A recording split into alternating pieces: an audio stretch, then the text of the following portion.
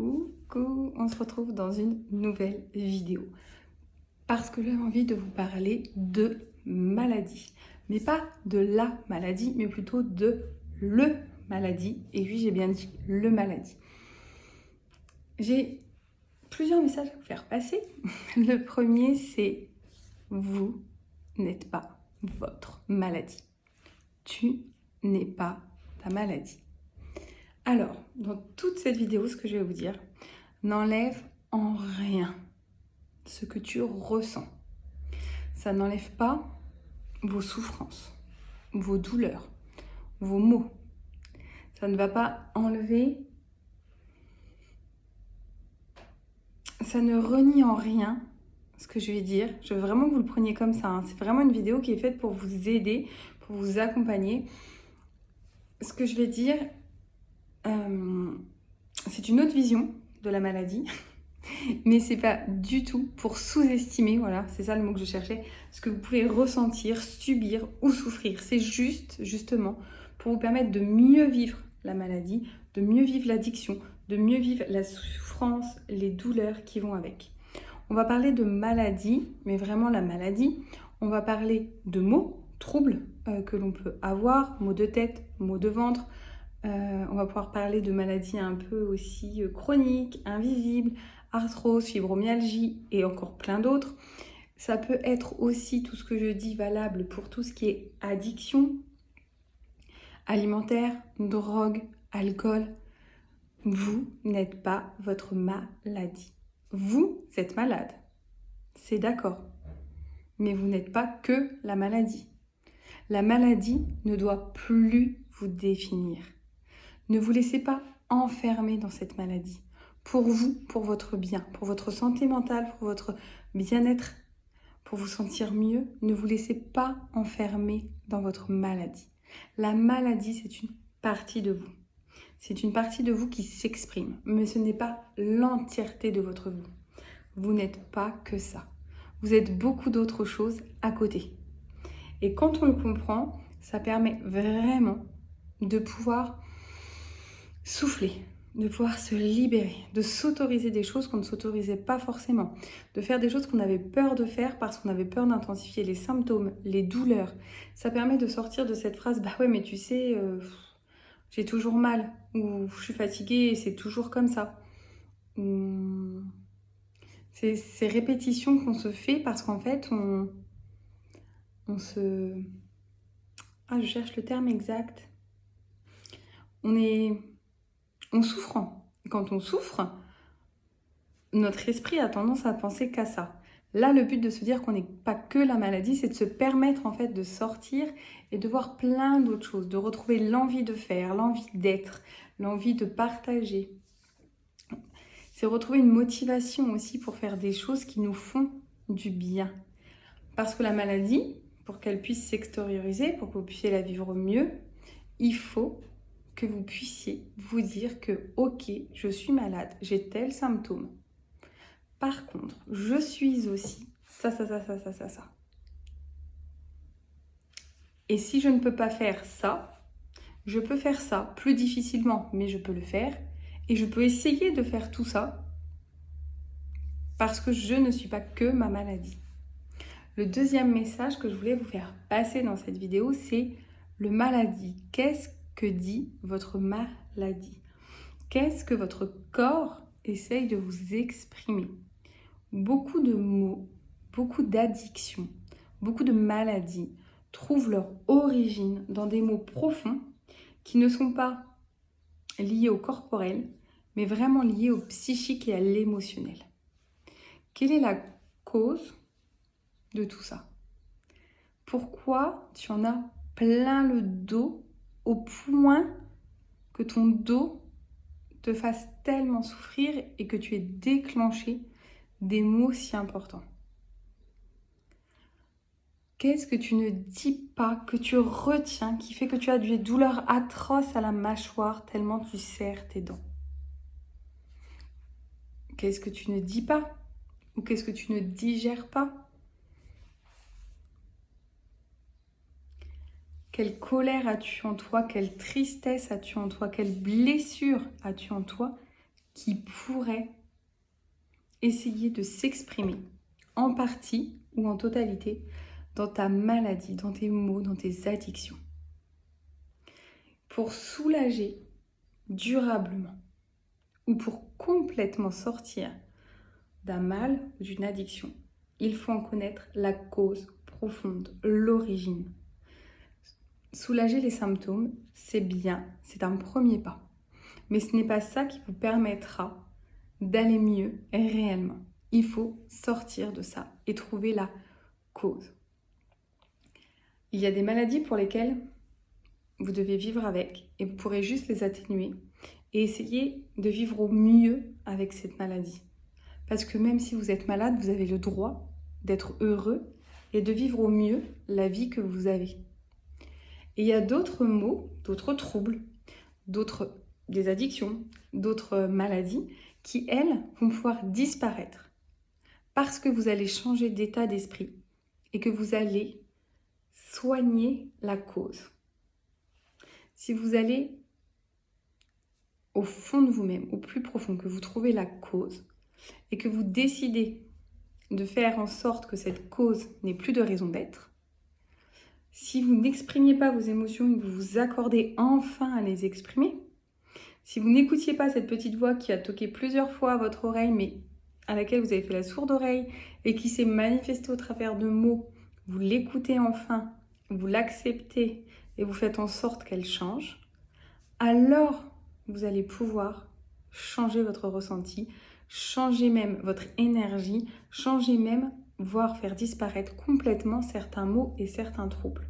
Je ne parle pas de toutes les maladies, je parle bien de certaines maladies. Et quand bien même tu ne pourrais pas faire supprimer tout ça, tu as le droit de vivre bien avec ta maladie. Tu as le droit de vivre pleinement et de le vivre au mieux et de vivre autre chose à côté. Parce que tu n'es pas que ça. Qu'est-ce qui te fait peur aujourd'hui? Qu'est-ce qui t'empêche de sortir de ça? Quels sont les effets, les bénéfices secondaires?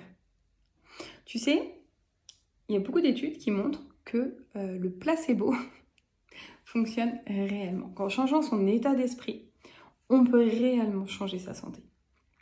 On peut réellement améliorer son bien-être, on peut réellement sortir de certains troubles et on peut réellement sortir des addictions. Et on peut réellement mieux vivre de grosses pathologies ou de certaines maladies chroniques.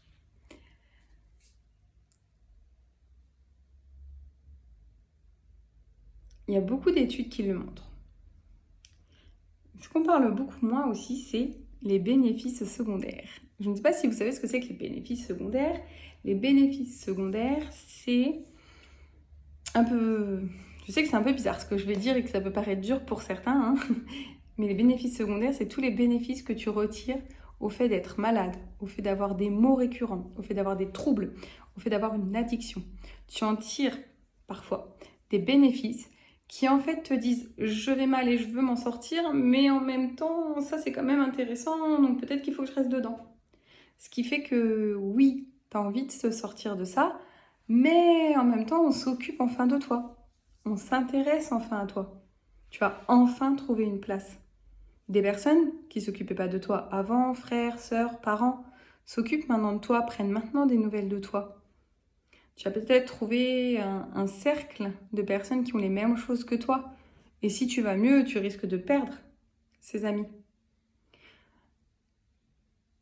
Peut-être que ça te permet de t'éloigner d'un travail qui ne te plaît pas parce que tu es à l'arrêt et que du coup tu ne peux plus faire ce travail qui ne te plaît pas mais pour lequel tu n'as pas encore trouvé comment le quitter. Peut-être que ça te permet de t'éloigner de certaines personnes. Peut-être que c'est juste à force de refouler qu'on a besoin que quelque chose s'exprime enfin. Il y a des livres très intéressants sur ça, si c'est un sujet qui t'intéresse, au niveau du maladie. Mais sache que les bénéfices secondaires, il y en a dans tous les domaines, et même dans la maladie.